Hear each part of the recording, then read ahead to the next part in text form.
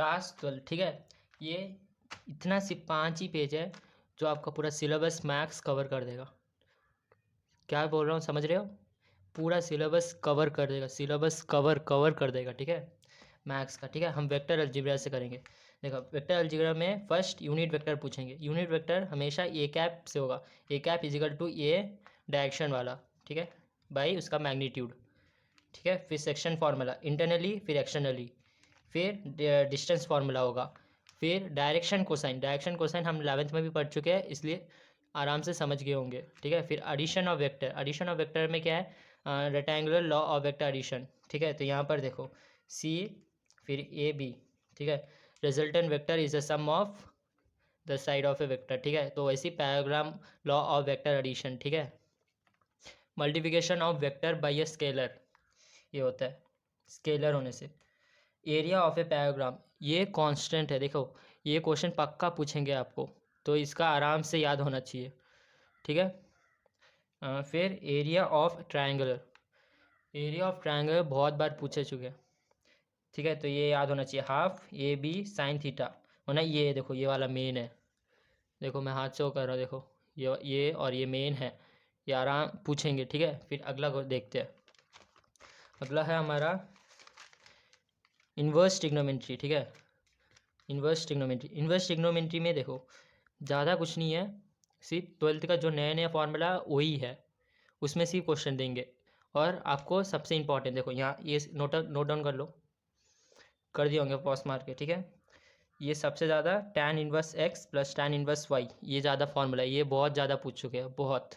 और ये पाई/2, ये पाई/2, ये तीनों इन्वर्स ट्रिग्नोमेट्री में आपको उतना नहीं दिखेंगे, मगर आगे जाके इंटीग्रल चैप्टर में दिखेंगे, ठीक है। फिर ये ट्रू साइंस का, ये तीनों भी, ये मतलब यहाँ से लेके ये पाई/2 यहाँ से लेके पूरा आप पढ़ लो, ठीक है। फिर नेक्स्ट इसका ही देखो, रेंज वाला क्वेश्चन देखो, रेंज ये 1 मार्क में श्योर है, चाहे वो कितना भी पढ़े हो ना, अभी आपको ये रेंज बताना है सिर्फ, बस इतने के लिए 1 मार्क मिल जाएगा। फंक्शन में ज़्यादा कुछ नहीं है, 1 to 1 इंजेक्टिव होता है, ऑन टू सब्जेक्टिव होता है, और एक है ट्रांसेसिव, वो प्रूफ करना है, बस ये आप ही कर सकते हो ये। और एक इम्पॉर्टेंट, ये 10th से हम पढ़े जा रहे हैं, अगर ये नहीं पता ना क्या बोलूँगा आपको, ये याद होना चाहिए, समझ रहे हो? अभी के अभी याद कर लो, ठीक है, हो गया। नेक्स्ट ट्रिग्नोमेट्री जो आ सकते हैं, मैंने वो लिख के रखे, देखो ये तो पता, ये हम बोलते हैं और सिल्वर टी कप, ऐसे भी याद कर सकते हो, ठीक है। फिर ये पॉजिटिव, ये टेक्स्ट बुक में ये सब फॉर्मूला आए हैं, इसलिए अलग से नोट डाउन कर रखे। आप भी अगर कुछ एक्स्ट्रा हुआ तो आप भी नोट डाउन करके रखो। फिर भाई यहाँ से अच्छे से पढ़ लो, यहाँ से एक एक फॉर्मूला आपको याद होना चाहिए। आप चाहे कितने भी कमज़ोर हो, अगर आप कमज़ोर सोच रहे हो, बिल्कुल नहीं, 12th बहुत आसान है, आसान सोच के पढ़ो तो आसान होगा, ठीक है। इसलिए इस चैनल का नाम मैथ्स इजी है करके लिखा हूँ, ठीक है। तो ये डेरिवेटिव का है, ये इंटीग्रल का है, ठीक है। फिर इंटीग्रल का और भी है, वो होगा, देखो यहाँ से देखो, ये रहा, देखो यहाँ से इंटीग्रल का टॉपिक, ये यहाँ ये मेन है, देखो ये tan x सबसे ज़्यादा यूज़ आता है, ठीक है। फिर cot x है, ठीक है। फिर secant dx, फिर cosecant dx, फिर ये देखो यहाँ तक अच्छे से याद करो। फिर और भी है सबसे ज़्यादा इंटीग्रल चैप्टर में, मैं आपको जो जो इम्पोर्टेंट है मैं वही बता रहा हूँ आपको, मगर इस फॉर्मूला अगर आप पढ़ लिए बस 12th हो गया आपका कंप्लीट, मैथ्स 12th हो गया। तो फिर 11th का देखो, ये बहुत इंपॉर्टेंट है ये फार्मूला कैसे करना है, ये तो आपको पता ही होगा, तभी बता देता हूँ।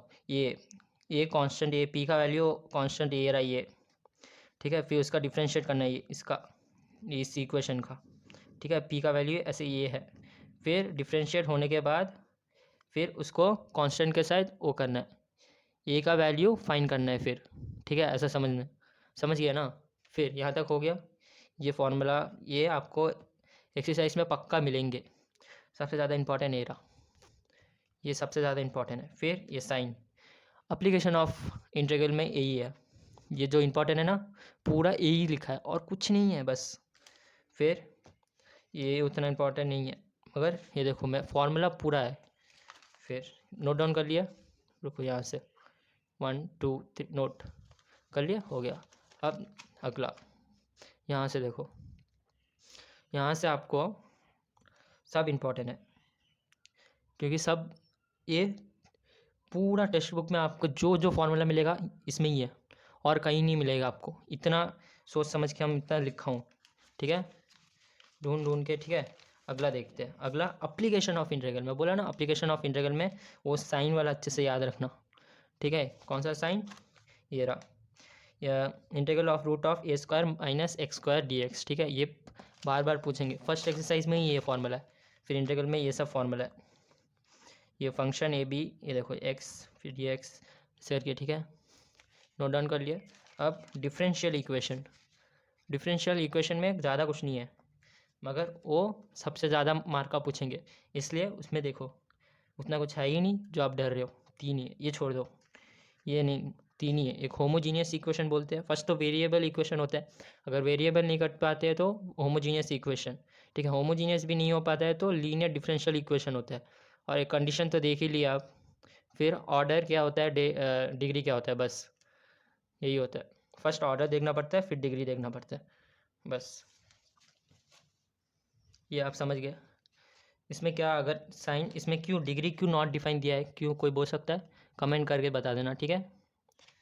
मैं बता देता हूँ, साइन, अगर साइन वाई हुआ तो हम डिग्री निकाल सकते हैं, साइन उसका डिफ्रेंशिएट होगा, साइन डिफ्रेंशिएट, जैसे कि रुको, अगर साइन वाई होगा तो उसका डिग्री 1 बोल सकते हैं। अगर sine D Y by D X होगा, डिग्री नॉट डिफाइन, लिख देना बस, उतना डरने की जरूरत नहीं है। क्यों डरना है, सब कुछ तो है ना, मैथ्स आसान है, ठीक है।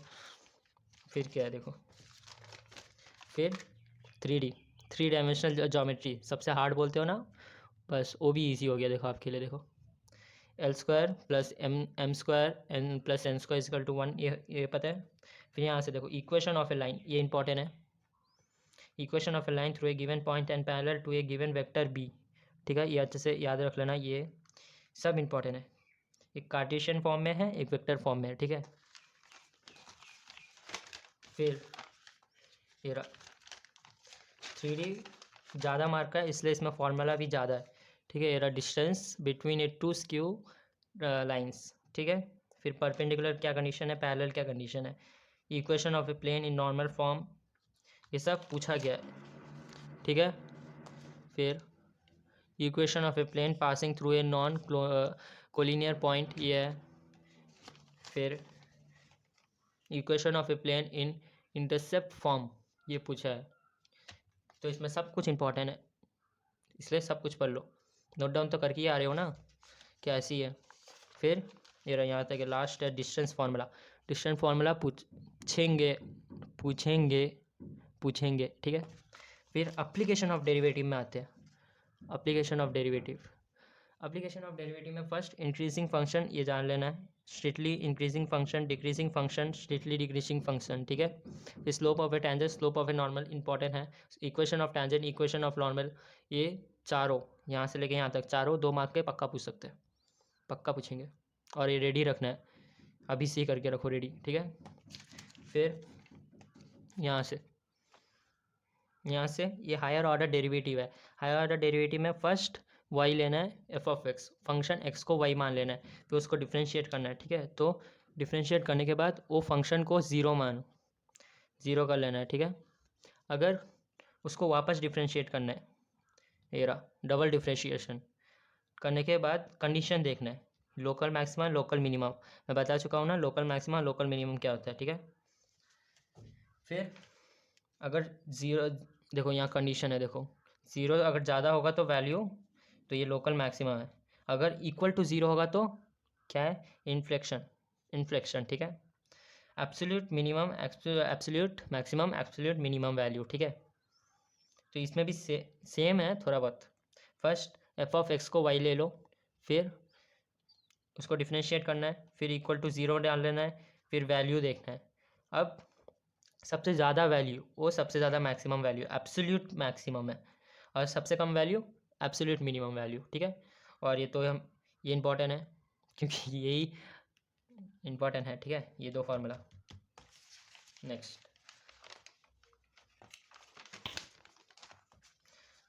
नेक्स्ट ये याद रखो, ये तो पता ही होगा, log m n l is equal to log m plus log n plus log l, ठीक है। फिर ax को भी पता होगा आपको, log e इक्वल टू 1, ठीक है। सब बेसिक फार्मूला ही है जो आप काउंटर कर चुके हो, ये फार्मूला सब, ठीक है। अब प्रोबेबिलिटी में मेन कॉन्सेप्ट वो ये यहाँ से है, कंडीशनल प्रोबेबिलिटी पक्का पूछेंगे। प्रोबेबिलिटी मार्क्स 7 मार्क्स का आ रहा है, ठीक है, तो ये पक्का पूछेंगे। बोलेंगे find out the conditional probability of A given dice, ठीक है। फिर ये तो पता ही है, पी ये यूनियन बी। फिर इंडिपेंडेंट इवेंट क्या होता है, फिर म्यूचुअल एक्सक्लूसिव, ठीक है। फिर balance theorem, probability distribution of random variable, फिर मीन कैसे निकालना है, वेरिएंस कैसे निकालना है, फिर स्टैंडर्ड वेरिएंस कैसे निकालना है। फिर ये प्रोबेबिलिटी, ये उसके लिए था, ये 10th का है। ये कुछ ही समय मैं बोल सकता हूँ ये आएगा ही नहीं, तो इसके लिए कोई चिंता मत करो। सिर्फ मैंने बताया ये सब क्वेश्चन, ये क्वेश्चन आप कर लिए, अगर समझ गए तो ये एक सब्सक्राइब तो कर दो यार, सब्सक्राइब लाइक में बहुत अच्छा लगता है, ठीक है। और मैं बोल रहा हूँ, अगर इसमें से अगर एक्स्ट्रा अगर इसमें से कुछ फार्मूला आया, कुछ भी इसमें से ज़्यादा फार्मूला नहीं आएगा, यही फार्मूला है और यही पढ़ के जाओ। मैं बोल सकता हूँ, गारंटी दे सकता हूँ, मैं ये पढ़ के मैं अच्छा मार्क लेके आ सकता हूँ, एकदम टॉप जैसे, ठीक है। तो चलता हूँ मैं अभी, लाइक शेयर सब्सक्राइब कर लेना, ठीक है।